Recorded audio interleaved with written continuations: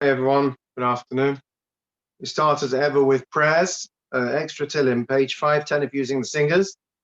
Psalm 121, we'll do it in Hebrew and English, particularly have in mind those who are unwell, those who are in distress and need salvation and refuah. Shalom aloi seso einayel harim me'ayin yavo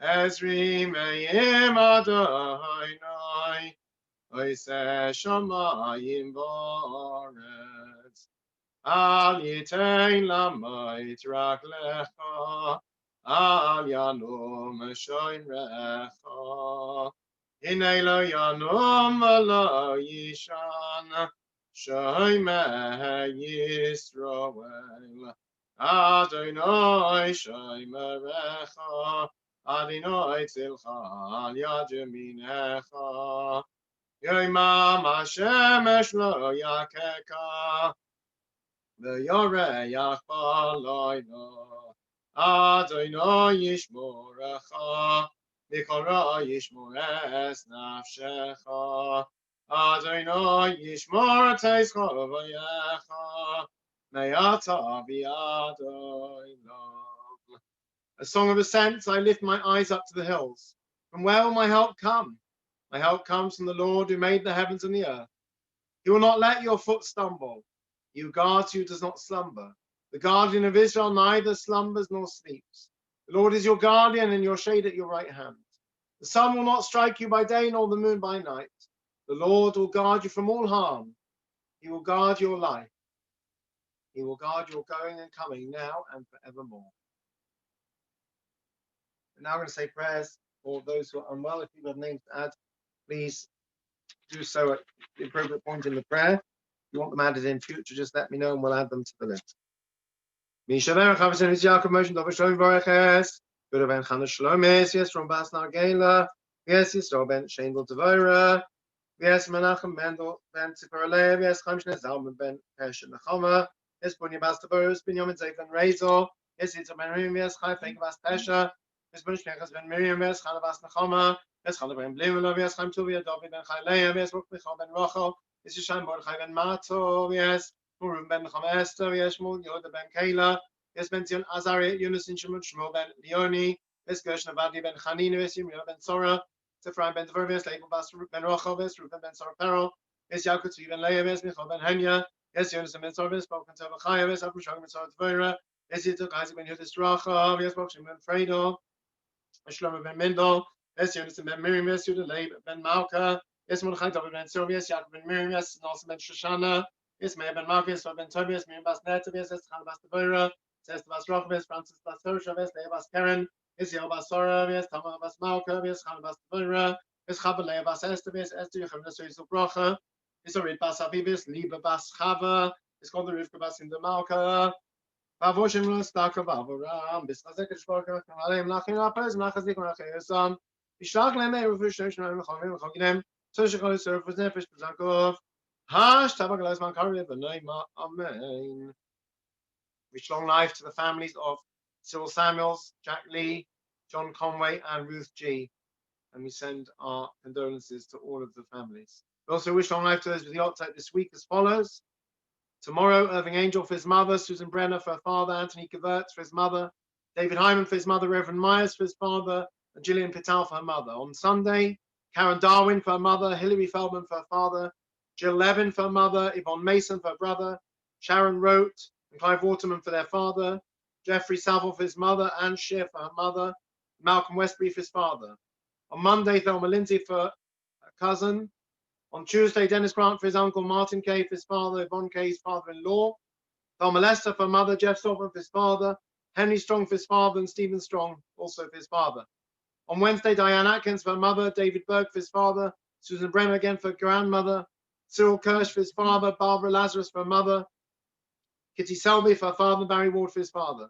On Thursday, Janet Curtis for her sister, Katie Gold for her mother, Barbara Lazarus and Barry Lazarus for their son, Richard Sinitsky for his mother, Edward Wolfers for his wife, mother of Paula Wolfers. And on Friday, Regina Maynard for her husband, to Shemichael's for mother. Wish everyone long life. Hamarchim. Hamarachamim, Sheikhaim Bamraimim. Amatim Nuchan Achaina, Talchan's going Ashkina. The mother is connection to him, because there came Masir, Mes, Nishmais. Miriam Bas, Yitzhak Alevius, or Bas Aframius, Lebash Tzvi, Salmon, Ben Pinchas, or Bas Aframius, Yuhadis, Yes Yaakov, Isnacham Bas Mordechai, Hirsch Ben Avramis, Bas Nasan, Yes Rivka Bas Barbas, Yosef Ben Yitzhak, Yes Leib Ben Nacham, Yes Dennis Ben Leib, Mishnah Ben Yehuda Leib, Yes Yidol Hirsch Ben Yitzhak Yisrael, Yes Yitzhak Bas Aaron, Yes Pinchas Ben Zacharias, Leib Ben Moshe, Yes Malk Bas David, Yes Leib Ben Yisrael, Nisan Ben Matzis Yozelig, Yes Malk Bas David, Yes Mordechai Ben Dova Cohen, Yes Nechana Bas Raphael, the S. Reuben David Ben Beryl, Ves Benin, the Bas Tzvi, Ves Enid Bas Levi, Ves Aaron Tzvi Ben Yeshua Levi, Ves Zata Bas Avram, Shachur Laila Ma, Manabachamim, Nasirim Besay, Second Babi Lamim, Yitzov Tzachim Ves Nishmas, Avan Noinachalasam, Nilchushra, Mishkavaisam, Benaimar, Amen. The story goes that Sarah was always late for work. No matter how much she tried to be on time, her boss would scold her, yell at her, but she just couldn't wake up on time. He did say he would fire her if it didn't stop. So she went to a doctor. He gave her some medicine, and he told her, take one of these pills every night before going to sleep. She did, and she woke up refreshed a full hour before the alarm clock and headed to work feeling well rested. She told her boss about the prescription, how well it worked. He said, that's great, Sarah, just one problem. Where were you yesterday? There's a very strange midrash which we find on this week's Torah portion. Oh, on the surface it's confusing, but we'll look a little deeper and perhaps understand what the midrash is telling us about how to live our lives, and particularly about the value of time. We know that the Jewish calendar has 12 lunar months. The first day of each month, Rosh Chodesh, the head of the month. The first day of the year, we all know, is Rosh Hashanah, the head of the year. The midrash says that when God chose his world, he established heads of months and heads of years. And when he chose Jacob and his children, the Jewish people, he established the head of the month of redemption. First day of Nisan, the month, of course, of the Exodus of Pesach. What does this midrash mean? What do you mean God chose the world? God created his world, surely. And what does choosing the world have to do with heads of months and heads of years? And what do we have to do with heads of months of redemption? When we divide up time into months and years, it's based on astronomical observations, either lunar or solar. The moon completes its orbit after 1 month, the sun after 1 year. What does that have to do with God choosing his world or choosing Jacob and his children? Aristotle said that time was the greatest teacher who killed all his students. There is no teacher like time. What we learn through time and through aging is unparalleled by any class or teacher. The experience of life is the greatest teacher. As the saying goes, if a man with money meets a man with experience, then the man with experience ends up with the money. The man with the money gets an experience. The clock stops for nobody. Suspect each moment it is a thief, tiptoeing away with more than it brings. You could be sleeping, you could be sipping a coffee, surfing the web, you could be getting angry about the latest politics. The clock is ticking. How do we deal with that merciless reality of time? There are 3 ways, says the Midrash. There are 3 types of time.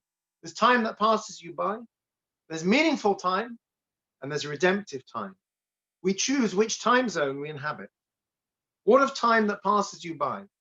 For some, it's just an endless flow, a blob, a stream that never ceases. One day comes and it goes. Another day comes and goes. Each one the same as the day before, adding up to very little. Sometimes we watch people who allow days and years to go by without any goals.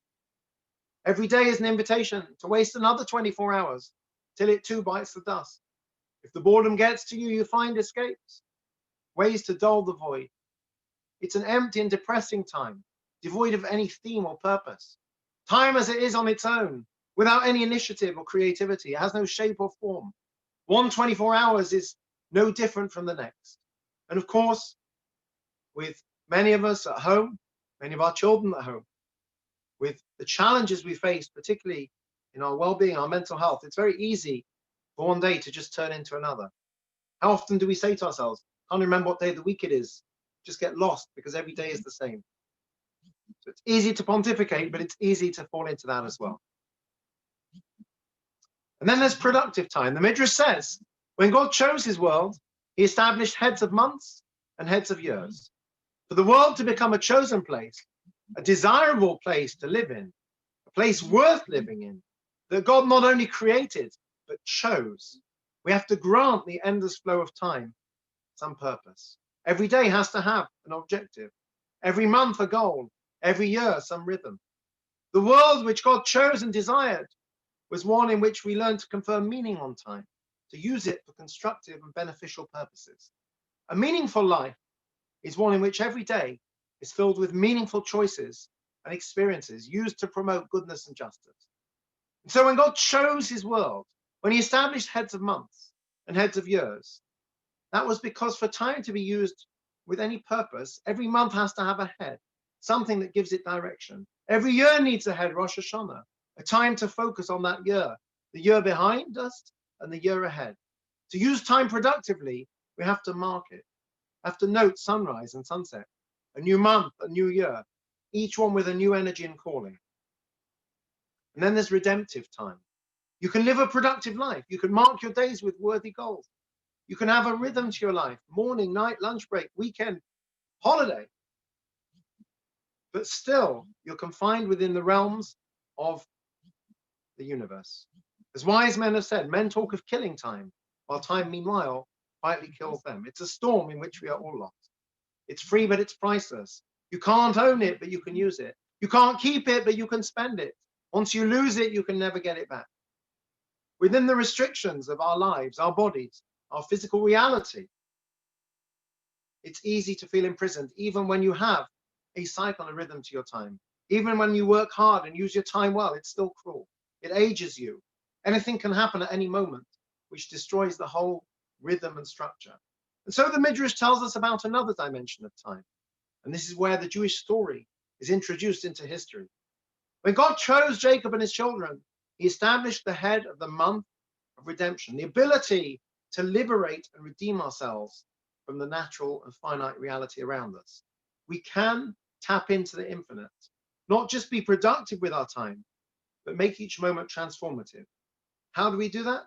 Well, there's many ways to be productive. You can mow the lawn, and do some DIY, read a good book, go shopping, sell a building, cook a meal, help society, all worthwhile endeavors. But actually, each of us can do much more.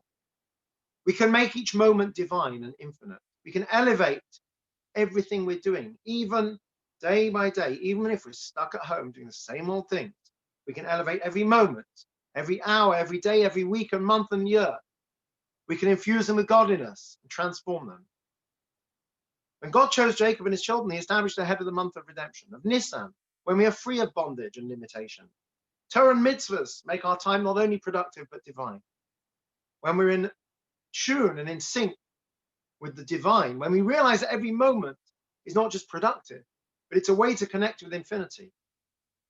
When we realize that every moment can be transformative, to connect to God, to do a mitzvah, to help someone, to do an act of kindness, to study something. It's not just productive, but it redeems us as well. We tune in and connect to the infinite. When the sun rises and a person says Shema Yisrael, when they align themselves with the divine, that sunrise is now etched in eternity. When the sun's about to set on Friday and you light the Shabbos candles, you've transformed a moment into peace. When you take a moment to help another, or to study Torah, or to pray, you elevate that moment forever. So which time zone will I live in? The passing time zone, where it just passes you by each day and night, merging into the next? Productive time, where I elevate my days with worthwhile experiences? Or the ultimate calling, not just to be productive, but to turn each day into a redemption, into a path to infinity? This week, this Shabbat is Mental Health Awareness Shabbat. Part of the process of developing and maintaining our well-being and resilience is to channel our time, to use it productively and redemptively, to take care of ourselves, to make sure even if we're alone or we're missing family or we're missing our community or our shul or our school, that we still look after ourselves and we look out for one another, that we use the time, which is a gift from above, to improve the lives of others and those around us. Please remember, that just like we all have physical health, we all have mental health. And we all struggle from time to time. If you know someone who's struggling, or you yourself are, please reach out, be to myself or my wife, any of our professional staff or welfare leaders, and of course, our Jamie Ambassador, Andrew Markovich, who you can now reach from the Shul office number, option 7. We can make sure that you're not alone and that you have support. And meanwhile, let's use the next 25 hours. Let's use this time, this Shabbat, to recharge our batteries, to focus on our well-being, consider what we can do to help ourselves and others to maintain that very delicate and difficult balance in these challenging times. And please don't have to do it on your own. There's always help available if you need. I wish everyone a peaceful Shabbat. Shabbat Shalom.